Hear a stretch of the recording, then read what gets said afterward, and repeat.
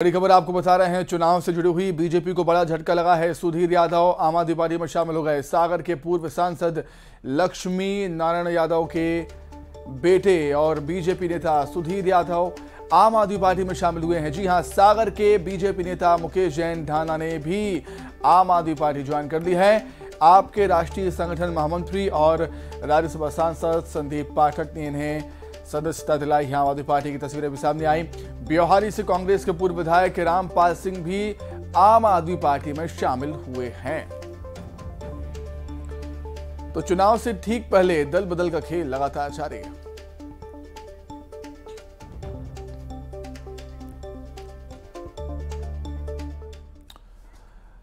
Israel Gaza में Hamas के ठिकानों पर जबरदस्त बमबारी कर रहा है और अब इजराइल की सेना हमास के खिलाफ गाजा में सबसे बड़े ग्राउंड ऑपरेशन के लिए तैयार है।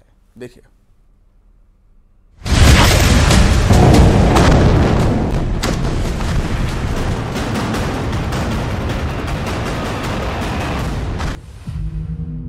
गाजा पट्टी फिलिस्तीन के चरमपंथी संगठन हमास के नियंत्रण वाला वो हिस्सा जहां इजराइल और हमास के बीच आर पार की जंग जारी है।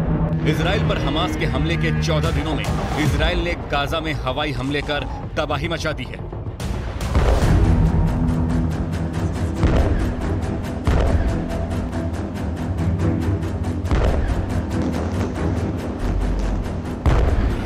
इजराइल ने पिछले 14 दिनों में गाजा पट्टी में 25,000 इमारतों को मिट्टी में मिला दिया है। ये सभी इमारतें या तो हमास का ठिकाना थीं या फिर हमास ने इन इमारतों से इजराइल पर रॉकेट हमले किए थे। पिछले 14 दिनों में गाजा पट्टी में घनघोर तबाही मचाने के बाद अब इजराइल डिफेंस फोर्स गाजा पट्टी में ग्राउंड ऑपरेशन शुरू करने जा रही है। यानी अब हमास से इजराइल की आमने सामने की जंग शुरू होने वाली है। लेकिन सवाल है कि इजराइल ने गाजा पट्टी में घुसने में इतना वक्त क्यों लगा दिया? तो पहले इसके पीछे की वजह जान लीजिए। गाजा पट्टी की सीमाएं 3 तरफ से इजराइल से घिरी हैं, 2 तरफ जमीन से और 1 तरफ समंदर से। गाजा पट्टी की चौड़ाई 6 से 10 किलोमीटर है और लंबाई करीब 45 किलोमीटर। गाजा की दक्षिणी सीमा मिस्र से सटी है, जिसे फिलहाल मिस्र ने बंद कर रखा है। यानी कि गाजा पट्टी से हमास के लड़ाकों के भागने के सारे रास्ते बंद हैं। इसका मतलब ये हुआ कि इजराइल के 14 दिनों के हमले में हमास के जो लड़ाके बचे हुए हैं वो अभी भी गाजा पट्टी में ही मौजूद हैं। गाजा पट्टी की आबादी करीब 25 लाख है। इसी भीड़ में छिपे हैं हमास के लड़ाके, जिन्हें ढूंढकर निकालना घास के ढेर में सुई ढूंढने के बराबर है। इसीलिए इजराइल ने गाजा पट्टी में जमीनी कार्रवाई करने में इतना वक्त लगाया। इजराइल ने उत्तरी गाजा को खाली करा लिया है और अब इजराइल के रक्षा मंत्री ने खुल्लम खुल्ला ऐलान कर दिया है कि अब वो हमास के खात्मे के लिए गाजा की सीमा के अंदर दाखिल होने जा रहे हैं। मतलब ये कि 1400 इजरायलियों के खून का बदला इजराइल की सेना गाजा में घुसकर लेगी। תודה רבה חבר'ה, סומכים עליכם, בהצלחה, ואנחנו עוד ניפגש, ומי שרואה עכשיו את עזה מרחוק יראה אותה מבפנים. हालांकि इजराइल ने अब तक ये साफ नहीं किया है कि उसकी सेना हमास के खिलाफ जमीनी जंग को कब शुरू करेगी, लेकिन इस ऐलान ने जंग के और भीषण होने के संकेत जरूर दे दिए हैं। इजराइल के रक्षा मंत्री ने ऐलान कर दिया है कि जंग अब और लंबी और भीषण होने वाली है।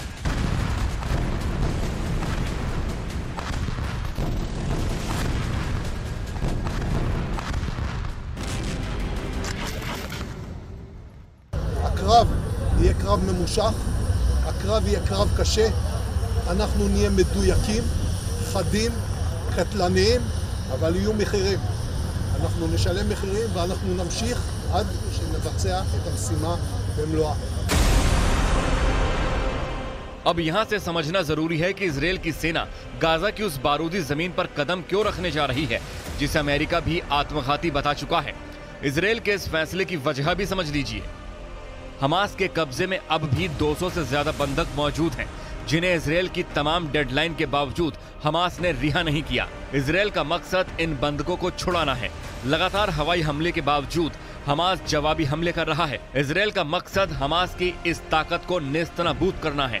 हमास के आतंकी गाजा की सीक्रेट सुरंगों में छिपकर इजराइल पर हमले को अंजाम दे रहे हैं। इजराइल का मकसद गाजा में बनी इन सीक्रेट सुरंगों को तहस नहस कर देना है।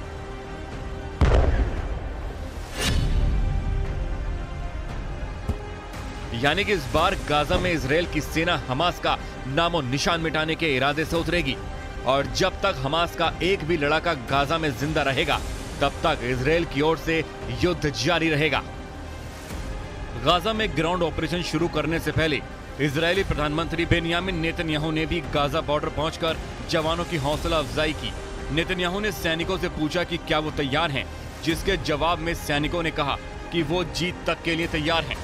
नेतन्याहू ने कहा कि पूरा इजराइल आपके पीछे खड़ा है और हम अपने दुश्मनों को तगड़ा झटका देंगे ताकि हम जीत हासिल करें।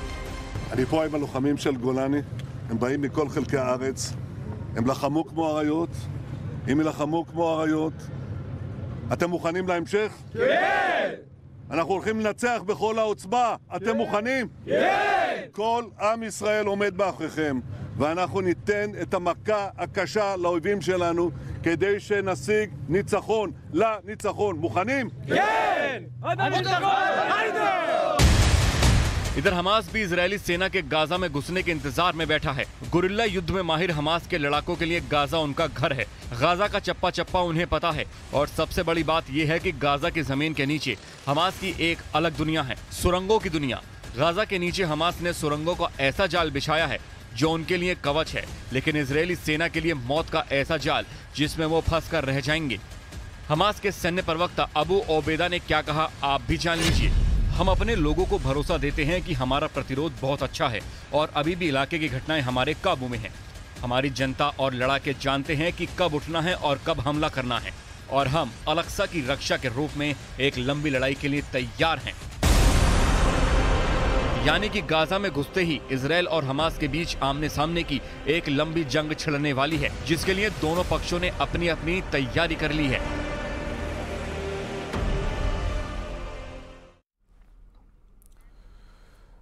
मध्य प्रदेश में कांग्रेस ने 230 में से 229 उम्मीदवार घोषित कर दिए हैं और कांग्रेस के सभी योद्धा रण में उतरने के लिए तैयार भी हो चुके हैं। लेकिन दूसरी तरफ मध्य प्रदेश में होने जा रहे विधानसभा चुनाव के दौरान ही इंडी गठबंधन में दरार पड़ गई है।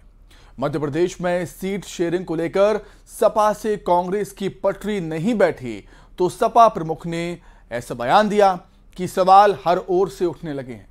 ऊपर से केंद्र और प्रदेश में सत्तासीन बीजेपी के लिए कांग्रेस फिर सॉफ्ट टारगेट बन गई है।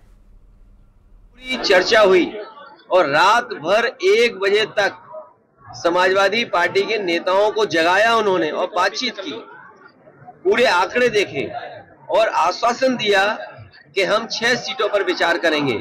लेकिन जब रिजल्ट आया, घोषित की गई सीटें, तो समाजवादी पार्टी शून्य रही। अगर ये मुझे पहले दिन पता होता कि विधानसभा स्तर पर कोई गठबंधन नहीं है इंडिया का, तो हम उसमें कभी मिलने नहीं जाती हमारी पार्टी के लोग, न अपनी हम सूची देते कांग्रेस के लोगों को, न कांग्रेस के लोगों का फोन उठाते। लेकिन अगर उन्होंने ये बात कही है कि गठबंधन नहीं है तो हम स्वीकार करते हैं गठबंधन नहीं है। सुना आपने, ये बयान दिया है सपा प्रमुख अखिलेश यादव ने। साफ साफ कहा एमपी में कोई गठबंधन नहीं होगा। लेकिन इतना होता तो बस था, आगे जो उन्होंने कहा वो तो और भी चौंकाने वाला था। ये जरा सुनिए। ये प्रदेश अध्यक्ष की कोई हैसियत नहीं है, न वो पटना की मीटिंग में थे, न वो जाकर के मुंबई की मीटिंग में थे। इंडिया के बारे में क्या जानते हैं वो गठबंधन के बारे में? उनकी क्या हैसियत है जो बोल रहे हैं इस तरह की बात? इजराइल और गाजा की उनसे पूछिए रात को 1 बजे तक क्यों उनके मुख्यमंत्री कमलनाथ जी ने बैठाया, क्यों उनके पूर्व मुख्यमंत्री दिग्विजय सिंह जी ने बैठाया? वो क्या उनके मुख्यमंत्री नहीं है क्या उनके प्रदेश के? अगर वो मुख्यमंत्री नहीं थे तो इस तरह की भाषा नहीं बोलनी चाहिए उनको। अध्यक्ष जी, और इसका मतलब ये हुआ कि आप दूसरे दलों को बेवकूफ बना रहे हैं आप बैठा करके।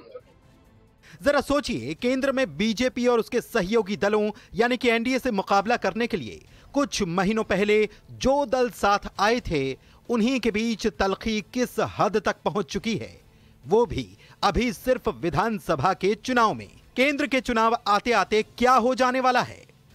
मध्य प्रदेश में एक तरफ पहले से ही इंडी गठबंधन में शामिल आम आदमी पार्टी अपनी अलग ताल ठोंक रही है, प्रत्याशी पर प्रत्याशी उतार रही है, तो सपा ने भी अपनी अलग राह पकड़ ली है।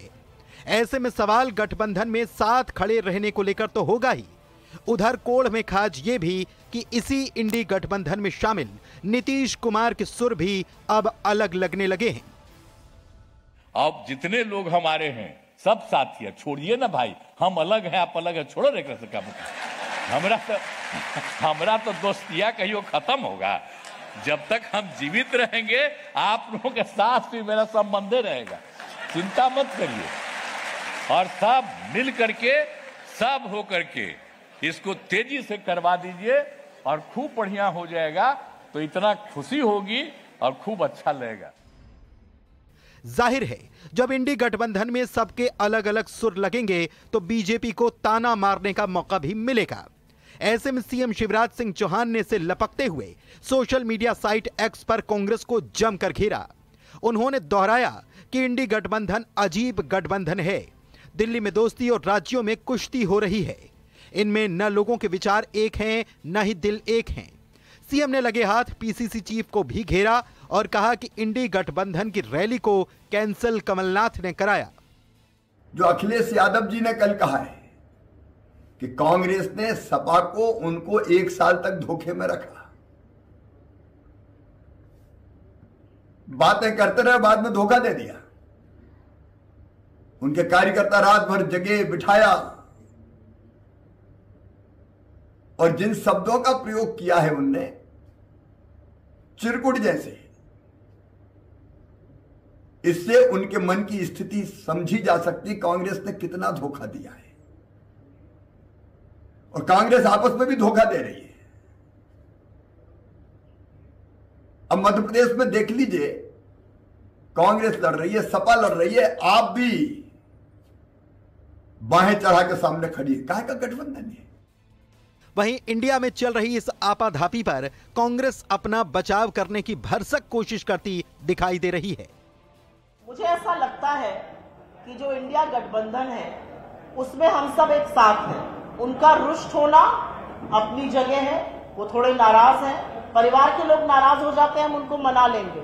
लेकिन हर बार गठबंधन पे सवाल, हर बार आगे क्या होगा पर सवाल उठा देना, मुझे लगता है थोड़ी राजनीतिक अनिभिज्ञता है। हमारी पार्टी के बहुत सारे लोग हैं जो उनसे टच में हैं और जरूर हम कोई समाधान निकालेंगे। कांग्रेस भले ही बचाव करने की कोशिश करे, लेकिन हालात अभी तो यही हैं कि सियासी कुश्ती में इंडी गठबंधन के दल अपने ही पाले में अपने ही खिलाड़ियों के साथ कुश्ती करने में मशगूल दिखाई पड़ते हैं। ऐसे में भला जनता ये क्यों न सोचे कि सियासी मैदान में अपना गोल पोस्ट बचाने के बजाय खिलाड़ी खुद ही उसमें गोल पर गोल दाग रहे हैं। Bureau report, news 18।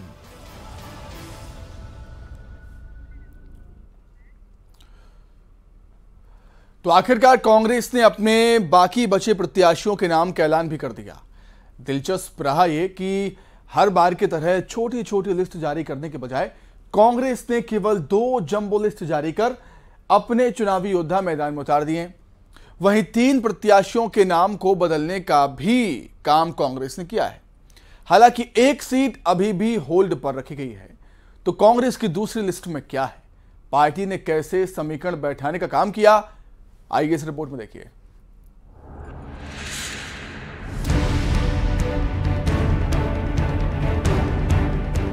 चुनावी रण में 144 योद्धा उतारने के बाद कांग्रेस ने 88 और योद्धाओं को मैदान में उतार दिया है। दरअसल 88 प्रत्याशियों की लिस्ट में कांग्रेस ने पहले जारी की हुई अपनी लिस्ट के 3 प्रत्याशी बदल दिए हैं, जिनमें गोटेगांव, दतिया और पिछोर की सीट शामिल है। गोटेगांव में नर्मदा प्रसाद प्रजापति को टिकट दिया गया है। पहले शेखर चौधरी को प्रत्याशी बनाया गया था। दतिया में राजेंद्र भारती को टिकट दिया गया है। पहले अवधेश नायक को प्रत्याशी बनाया गया था।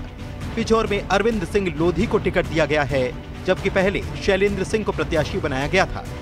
कांग्रेस ने अपने 3 उम्मीदवारों को बदलने के साथ ही इस दूसरी लिस्ट में 11 महिलाओं को मैदान में उतारा है, जिनमें सागर की ही 4 सीटों पर महिला प्रत्याशी अपना दम दिखाएंगी। इस लिस्ट में बीना से निर्मला सफरे, खुरई से रक्षा राजपूत, रहली से ज्योति पटेल और सागर से निधि जैन को टिकट दिया गया है।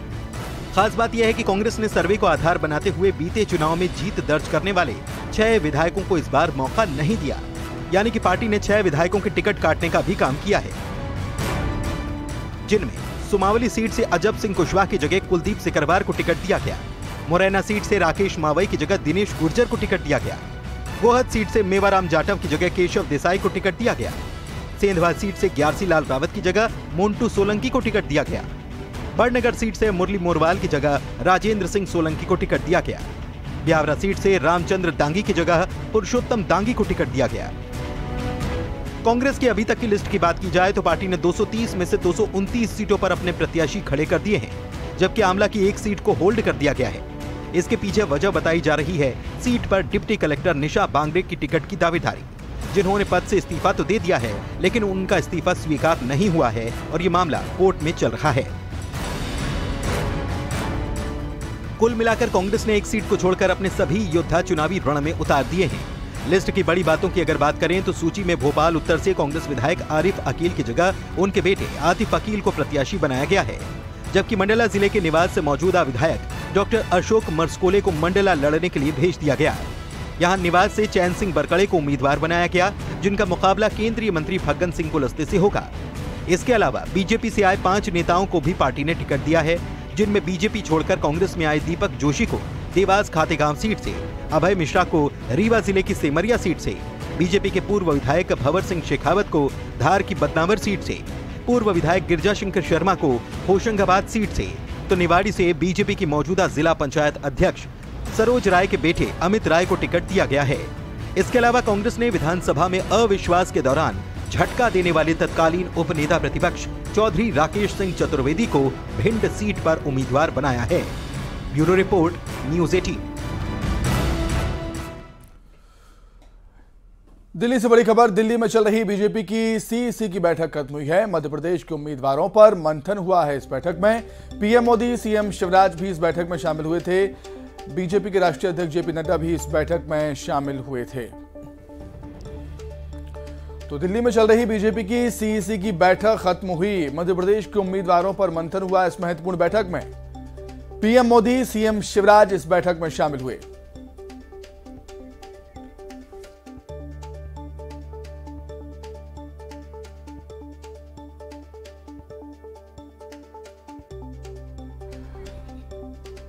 तो राजधानी दिल्ली में बीजेपी की सीईसी की बैठक, एक अहम बैठक चल रही थी जो कि अब खत्म हुई है। मध्य प्रदेश के उम्मीदवारों पर मंथन हुआ है। जो बची हुई सीटें हैं उन पर प्रत्याशियों का ऐलान करना है।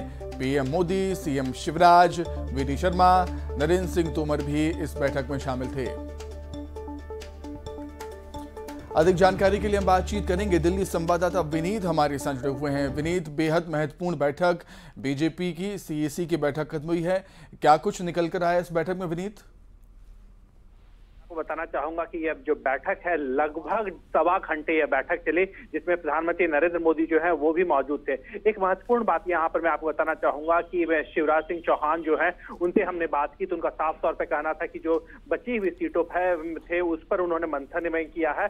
और जब हमने उनसे अनौपचारिक बातचीत में उनसे या पूछा या फिर हम और लोगों से जब बात कर रहे थे तो उनका साफ तौर पर कहना था कि बची हुई सीटों पर अब जब मंथन हो गया है तो अब कुछ ही दिनों बाद नामों की घोषणा जो है वो कर दी जाएगी। तो साफ तौर पर यहाँ पर जो नामों की घोषणा है उसका अब हमें कुछ दिन के लिए और इंतजार करना पड़ेगा और कुछ ही दिनों बाद नामों की जो घोषणा है वो अंतिम सूची जो है वो जारी कर दी जाएगी। इसके साथ ही साथ एक और महत्वपूर्ण बात यहाँ पर मैं आपको बताना चाहूंगा, इस बैठक में शामिल होने के लिए सभी जो लोग थे, चाहे अगर हम बात करें नरेंद्र सिंह तोमर की बात करें, भूपेंद्र यादव की बात करें, बीडी शर्मा की बात करें, शिवराज सिंह चौहान की बात करें, सभी लोग जो है वो एक साथ इस बैठक में आए थे और यहाँ से सभी एक साथ रवाना ही हो गए हैं। और उसके बाद सीधे जो है बीजेपी राष्ट्रीय मुख्यालय से सीधे वो एयरपोर्ट जाएंगे और एयरपोर्ट से फिर मध्य प्रदेश पे जाएंगे। तो काफी महत्वपूर्ण में जो है यह माना जा रहा है, क्योंकि चुनाव को लेकर के, चुनाव प्रचार को लेकर के सभी नेता जो है वो पूरी तरह से गंभीर है, पूरी तरह से इसमें जुटे हुए हैं। केंद्रीय चुनाव समिति की बैठक को लेकर के वो यहाँ पर दिल्ली आए थे